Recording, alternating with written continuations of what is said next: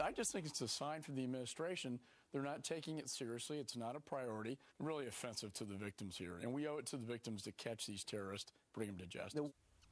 That was Republican Congressman Mike McCall of Texas, chairman of the House Homeland Security Committee, upset about the fact that terrorists responsible for the deadly attack on our consulate in Benghazi are still at large. He is leading an effort to find out why those suspects are missing from a State Department program that offers rewards for information on terrorists. 4 Americans died in the Benghazi attack more than a year ago, including our ambassador, Chris Stevens. Our next guest also sits on the House Homeland Security Committee. Joining us now is New York Congressman Peter King. Congressman, great to see you. Thank you, Allison. So the State Department in 1984 set up this program called the Rewards for Justice program, and it is to garner tips to help find terrorists. Ramzi Youssef, who was convicted in the first World Trade Center bombing, was found using the Rewards for Justice program. It works.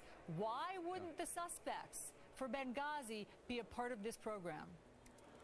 Allison, I agree completely with Chairman Mike McCall. I don't see any logical answer to this at all.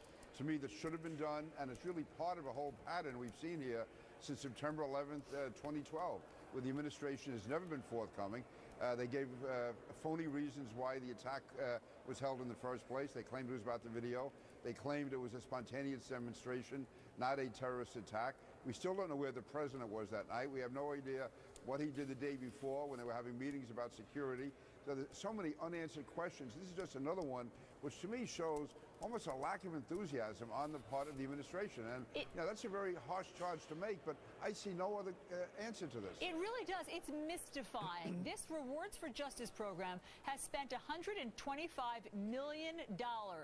And again, it works. It has drummed up tips from 80 people, and it has captured scores of terrorists. So the idea that they're not using this, it just makes you think that, as Congressman McCall said, they're not taking it seriously, or they don't want to find the suspects. Yeah, there's some reason that they're slow walking this, and again, there's been a lack of energy and enthusiasm ever since the attacks of September 11th, 2012. This has been consistent with administration policy, and there's not a nickel that's going to be spent here unless someone turns into terrorists. So it's not a question of wasting money. The only way that even $1 is spent, excuse me, is if the person tips his office who the terrorist is. So this is money well spent, and it has worked in the past. You're right, it worked with Ramzi Youssef, and the fact is it's the type of thing that it should be done almost automatically in a case of this magnitude. And we, first of all, we failed in our obligation to those 4 men who were killed at Benghazi. We did not carry out what we had to do for them. The very least we can do now for their memory and for their families is to do all we can to apprehend those who murder them. And right now, there's really been, I think, a distinct lack of effort. Congressman, the fact that it's been a year and that we have not arrested or prosecuted any suspect, even though we even have names and we have some photographs of people there that night, it does defy logic. Congressman Peter King, let us know what you find out as you get more on this story. Thanks so much for being on. Thank you, Allison. Everybody agrees the